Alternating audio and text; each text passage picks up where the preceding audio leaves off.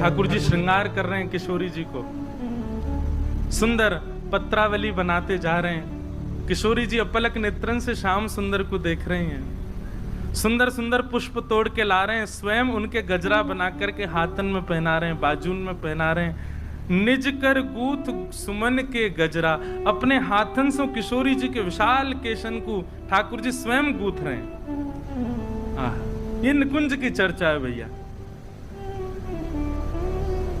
अब जैसे ही केश गूथ दिए, उनमें सुंदर सुंदर पुष्प लगाए, किशोरी जी बोली अब ने दिखाओ तो कैसो श्रृंगार कियो मेरो। ठाकुर जी बोले हाँ अब ही लाऊं। अच्छा, कितनी सुंदर छवि है कि किशोरी जी दर्पण लेकर के बैठी हैं और ठाकुर जी पीछे केश संवार रहे हैं। अब वहां दर्पण में किशोरी जी अपने आप को नहीं देख रही हैं, तिरछो सो करके पीछे खड़े श्याम सुंदर को देख रही हैं और श्याम सुंदर वही दर्पण में किशोरी जी को देख रहे हैं। पीछे खड़े हैं तो आमने सामने को दर्शन सुख नहीं मिल रहा हो, तो दर्पण में ही एक दूसरे को निहार रहे हैं। किशोरी जी जब तैयार रह गई, ठाकुर जी बलैया ले रहे, आहा बलि बलि जाऊं, हे स्वामिनी जू ऐसे ही देखत रहूं तो मैं जन्म सफल कर मानूं। आप यूं ही बैठी रहो, मैं आपको देखता रहूंगा। तभी ठाकुर जी एक विशाल दर्पण लेकर के आए और नीचे पधराए करके और दूर से दिखा रहे हैं, हे स्वामिनी जी ने देखो तो कैसी लग रही हो। बहुत बहुत सावधानी से सुनो।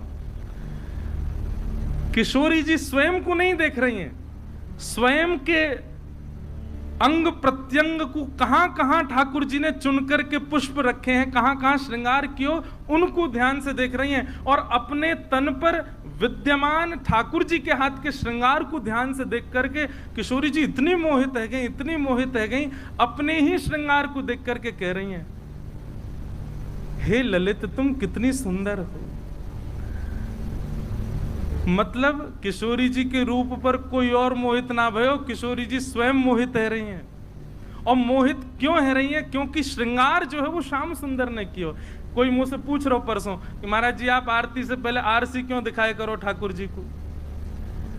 लाल जी को जो श्रृंगार है वो श्रृंगार किशोरी जी पधरा में, तो ठाकुर जी आरसी में वह श्रृंगार को दर्शन करें कि आज किशोरी जी कितनी आई है मेरे ऊपर। और जब लाडली जी को दर्पण दिखाया जाए तो लाडली जी ये भाव से देखें कि आज ठाकुर जी ने कैसे श्रृंगार किया मेरो। या हमारे आरसी ये ठाकुर जी को दिखानी चाहिए। और एक सामान्य भाव ऐसा है कि आप सब दर्शन करवे वारे, सो ठाकुर जी अर्चक सो कहें एने दिखा तो दे मैं कैसा लग रहा हूँ, सबके बीच में बैठा तो दियो तेने मुँह तो दिखा मैं ठीक लग रहा हूँ कि नहीं। सो ठाकुर जी को पहले आरसी दिखा में, फिर नेक दूर करके वहां में हम ठाकुर जी को देखें। तो ऐसी भावना है कि वास्तव में आप अब श्री जी तो ना बन सको, पर एक भावना ऐसी रखी जाए कि श्री जी की दृष्टि से लाल जी को देखो, अरे लाला बड़े प्यारे लग रहे, बड़े सुकोमल। किशोरी जी ने जैसे ही दर्पण में स्वयं कोई प्रतिबिंब देखो, मोहित है गई लाडली जी, और मोहित है करके अपने स्वरूप से ही कह रही है, हे ललित तुम कितनी सुंदर हो। और जैसे ये भाव कहो तो प्रतिबिंब को जो स्वरूप जा पर किशोरी जी मोहित है गई, वो ही स्थिर है करके स्थूल है करके प्रकट है गयो, श्री ललिता जी को प्रादुर्भाव है। सहचरी श्री ललिता महारानी की। अब अंदर गहराई में जाइयो, जिनको ना पल्ले पड़ रही हो चुपचाप नीचे मुंह करके बैठ जाओ। पूरे विश्व को मोहित श्याम सुंदर करें, कामदेव को मोहित श्याम सुंदर करें, ऐसे श्याम सुंदर हमारी लाडली जी पर मोहित रहें, और वो लाडली भी जिन पर मोहित रहें वो है श्री ललिता जी। अरे जब कभी श्याम सुंदर कभी विरह प्रदान कर दे ना, तो किशोरी जी श्री ललिता जी के पास ही जावें और ललिता जी को निहारें। क्यों? क्योंकि ललिता जी को जो श्रृंगार है वो किशोरी जी और ललिता जी में कोई अंतर नहीं है, एक सी दिखेंगी दोनों। बस ये है कि किशोरी जी की एक विशेष चूड़ामणि है, किशोरी जी की एक विशेष चुनरी है, किशोरी जी को एक विशेष श्रृंगार है, नहीं तो बाकी सब एक जैसा। पर फिर भी किशोरी जी को ललिता जी प्रिय है, क्योंकि प्रथम श्रृंगार श्री कृष्ण ने जो कियो वही स्वरूप श्री ललिता जी, ललिता जी प्रकट है। क्यों प्रकट भाई? श्यामा श्याम के नित्य विहार को सुख देवे के काज श्री ललिता जी प्रकट भई। सबसे प्रथम सहचरी, सबसे प्रथम सखी हैं निकुंज की श्री ललिता जी। और ललिता जी जैसे प्रकट भई, श्री ललिता जी अब लाडली लाल दोनों विचार करने लगे। ठाकुर जी के मन में आयो, अब ये इनके स्वरूप से प्रकट भैया, इन्हीं को पक्ष ले करेगी हमेशा। किशोरी जी सोच रही हैं, बोले लाल जी के श्रृंगार को भाव है तो ये इन्हीं को ही पक्ष, दोनों उनके मन में ये भाव आ गया कि ये पक्षपात करेंगी दोनों में।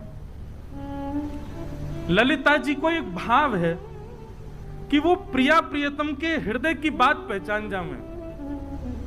और जब जब मैं ललिता कहूं ना, स्वामी जी को स्मरण अपने आप कर लियो, क्योंकि स्वामी जी ललिता जी ही। जैसे ही प्रिया प्रियतम के मन में आयो कि ये तो पक्षपात करेंगी, एक अकेली हैं, ठाकुर जी सोच रहे हैं किशोरी जी के स्वरूप में या हमारे इनको पक्षपात करेंगी, लाडली जी सोच रही हैं इनको श्रृंगार है या हमारे इनको पक्षपात करेंगी, इन्हीं की साइड करेंगी। तभी ललिता जी को लगी नाय नाय, तो पक्षपात वाली बात नहीं, दोनों प्रिया प्रियतम को श्रम भयो। तो ललिता जी ने नेत्र बंद करके विचार किया और उन्हीं में से ही अनंत सहचरियां प्रकट हो गईं और निवृत्त निकुंज वहीं प्रकट हो गया। जितनी सखियां हैं सब श्री ललिता जी से प्रकट है। ऐसे करके एक निकुंज तैयार भई, जहां पे श्री प्रिया प्रियतम नित्य विहार करें। और वह निकुंज की चाबी कौन के पास है? ललिता जी के पास, श्री ललिता जी के पास। ऐसे श्री ललिता जी को प्रादुर्भाव है। अत्यंत किशोरी जी की प्रिय हैं ललिता जी।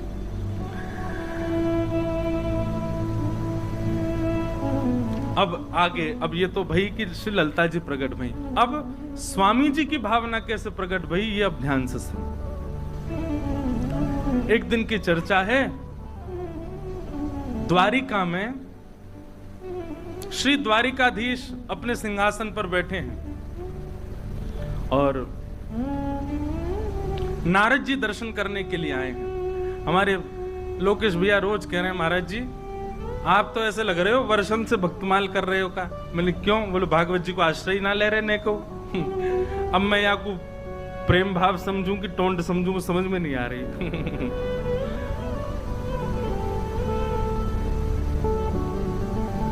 गोविंद भुज गुप्तायाम द्वारवत्वाम कुरुद्वः अवासीत नारदो भिक्षणम कृष्णोपासन लालिस।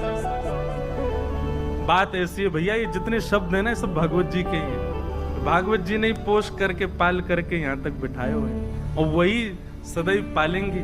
बस आज एक बात है गई कि अभी तक तो भागवत जी लालन पालन कर रहे हैं, अब युगल करेंगे भक्तमाल जी और भागवत जी। वैसे तो सब हमारे पालक हैं। तो बैठे हैं और श्री नारद जी महाराज दर्शन करने के लिए नित्य आते हैं। लेकिन आज ठाकुर जी भाव में बैठे हैं, भौएं ने चढ़ी भई हैं, मानो कोई बहुत गहरे चिंतन में श्री ठाकुर जी बैठे, द्वारिकाधीश बैठे। नारद जी महाराज ने जाकर के चरणन में प्रणाम किया, बोले हे श्याम सुंदर, हे द्वारिकाधीश आपकी जय हो। द्वारिकाधीश बोले आओ नारद जी विराजो। बोले भगवान आज कछु चिंता सी में लग रहे हो, कहा बात है? आपके चेहरे पर चिंता की रेखाएं दिख रही हैं, कछु चिंतन कर रहे हो आप, कोई को ध्यान कर रहे हो? ठाकुर जी बोले आज मैं अपने रस स्वरूप को, आज मैं अपने मूल स्वरूप को ध्यान कर रहा हूं, चिंतन कर रहा हूं। नारद जी बोले ये रस स्वरूप कौन सा भैया, ये मूल स्वरूप कौन सा है आपको? तब श्री ठाकुर जी वर्णन कर रहे हैं, यमुना जी को तट है, वृंदावन धाम है, सघन कुंज है और वह कुंज में सुंदर रेती पड़ी है, वह रेती में सुंदर इत्र की सौंधी सुगंध आ रही है, वह रज के मध्य में श्री ललिता जी बैठी हैं और श्री ललिता जी के एक तरफ मैं विराज रहा हूं, दूसरी तरफ श्यामा जी विराज रही हैं। ललिता जी दोनों को लाड़ लड़ा रही हैं, वह दृश्य को मैं दर्शन कर रहा हूं। नारद जी बोले ये कौन सी उपासना है, ये कौन सा भाव है ठाकुर जी जाको आप चिंतन कर रहे हैं? ठाकुर जी बोले चलो दिखा के लामे, और नारद जी को हाथ पकड़ करके ठाकुर जी एक स्थान पर लेके गए। ऐसे स्थान पर लेके गए सूर्य का प्रकाश नहीं है वहां पर, सामान्य पृथ्वी जैसा वो अनुभव नहीं हो रहा है। 5 बड़े बड़े पर्वत हैं और उन 5 पर्वतों के सामने एक एक ऋषि विराजमान है। नारद जी बोले जय जय, ये कैसा स्थान, और ये लोग कौन है जो सामने बैठे हैं? 5 ऋषि। ठाकुर जी बोले नारद जी ये 5 ऋषि अनेक कल्पों से तपस्या कर रहे हैं, और ये जो पीछे पर्वत है ना, ये पर्वत सामान्य नहीं है। हर बार तपस्या करते हैं, तपस्या के उपरांत मैं प्रकट होता हूं, प्रकट होके इनके वरदान जो ये मांगते हैं वो मैं देने में असमर्थ हो जाता हूं, फिर ये अपने प्राण त्याग देते हैं, तो इनकी अस्थियां ही पीछे पहाड़ बन गए हैं, और ये पुनर्जन्म लेकर के फिर तपस्या करने लगते हैं। समझ में आ रही है बात? नारद जी बोले भगवान ऐसी कौन सी वस्तु की तपस्या करते हैं कि तपस्या करने के बाद में आप दे नहीं पाते और इनको पुनर्जन्म लेना पड़ता, और इतने जन्म बीत गए। तब श्री ठाकुर जी कहते हैं, बोले भैया ये हर बार तपस्या करें, और तपस्या करने के बाद में इनकी तपस्या से मैं प्रसन्न है करके प्रकट है जाऊं, और प्रकट है करके इनसे कहूं कि वरदान मांगो, तो ये वरदान में कहें कि अपनी निवृत्त निकुंज को दर्शन कराए दो, अपनी रस उपासना को थोड़ा चिंतन कराए दो। तब मैं इनसे कहूं कि भैया वो तो संभव नहीं है, वो तो असंभव है, कछु और मांगो मैं आया हूं, लेकिन अपनी रस उपासना, अपनी निवृत्त निकुंज के दर्शन मैं नहीं करा सकता। तब ये 5 ऋषि कहते हैं तो फिर भगवान एक कृपा कर दो, क्या कि हमारा पुनर्जन्म हो और हम फिर से तपस्या करें और फिर से आप प्रकट हो। बोले ये वहीं प्राण त्याग देते हैं, इनकी अस्थियां पीछे पहाड़ बनते हैं, फिर जन्म लेते हैं, और फिर जन्म लेके फिर तपस्या करते हैं, फिर तपस्या करें, फिर प्रकट, फिर कहते हैं रस उपासना दो। तो नारद जी बोले दे दो ना भगवान, इतने दिन आते लग रहे हैं तो फिर काय क्यों ना दे रहे आप इन्हें? ठाकुर जी बोले 2 कारण हैं, बहुत ध्यान से सुनना, 2 कारण जिसके कारण ये रस उपासना में प्रवेश नहीं कर पा रहे, ये निकुंज उपासना में प्रवेश नहीं कर पा रहे। नारद जी बोले क्या?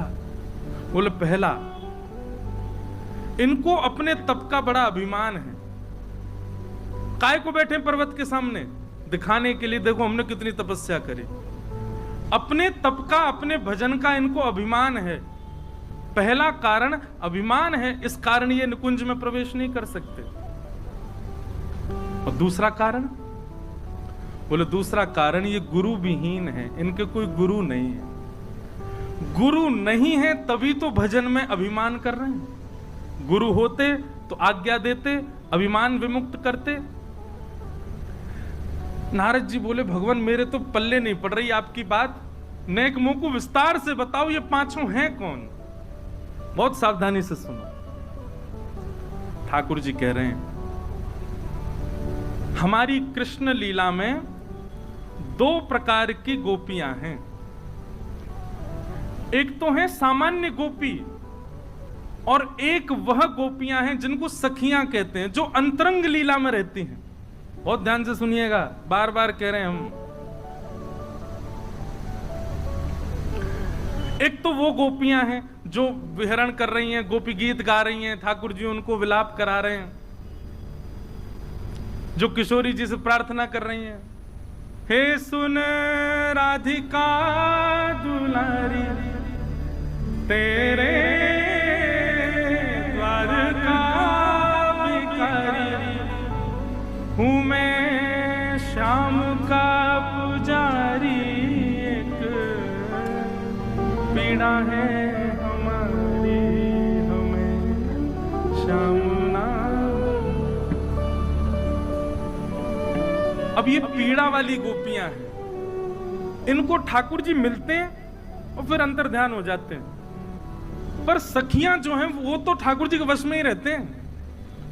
ललिता जी जब कहते हैं श्याम सुंदर तो ठाकुर जी दौड़े चले आम हैं। विशाखा जी तब कहेंगे मदन मोहन तो ठाकुर जी भागे चले आम हैं। क्यों? क्योंकि ललिता विशाखा सहित श्री किशोरी जी रहती हैं। और ये जो विरह आतुर गोपियां हैं, इन गोपियों को निभृत निकुंज में प्रवेश नहीं मिल पाया है, इसीलिए गोपी गीत गा रही हैं, इसीलिए किशोरी जी से प्रार्थना कर रही हैं कि हमको भी अवसर दें कि हम उस कुंज में प्रवेश कर सकें। तब ठाकुर जी कहते हैं, नारद जी, उन समस्त गोपियों के 5 भाव हैं। कौन से? रस, रूप, स्पर्श और गंध और शब्द। उनका पहला भाव क्या है कि हम भी कृष्ण को इनके भांति छुएं, हम भी कृष्ण को इनके भांति सुने, हम भी कृष्ण को इनके भांति उनके दर्शन करें, उनके ग्रहण लें। 5 इंद्रियां, उन गोपियों के मेरे प्रति जो 5 भाव हैं, 5 इंद्रियों के, वही 5 भाव ही समस्त गोपियों के ये 5 ऋषि बनकर के तपस्या कर रहे हैं।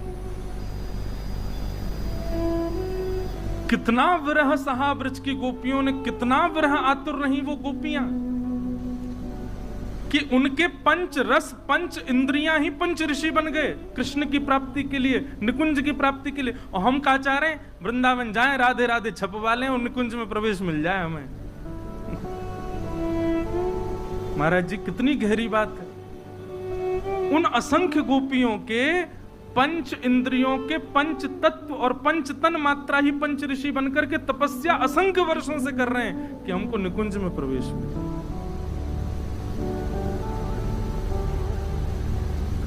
हम सोचते थे कान्हा कहीं कुंजन में होगा, हम सोचते थे कान्हा कहीं कुंजन में होगा,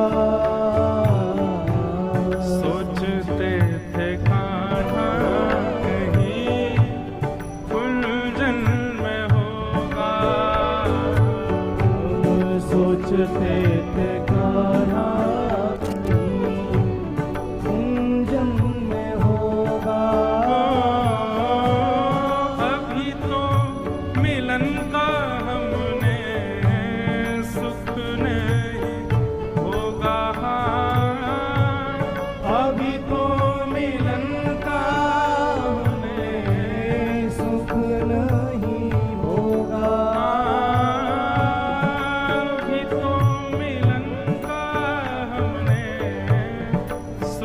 नहीं होगा, अभी तो मिलन का हमें सुख नहीं होगा। सुन के प्रेम की परिभाषा, सुन के प्रेम की परिभाषा, मन में बंधी थी जो आशा, मन में बंधी थी आशा, हुई रे निराशा, झूठी दे गया दिलासा, श्याम ना मिला हमें, श्याम ना मिला हमें, श्याम ना मिला हमें, श्याम ना मिला।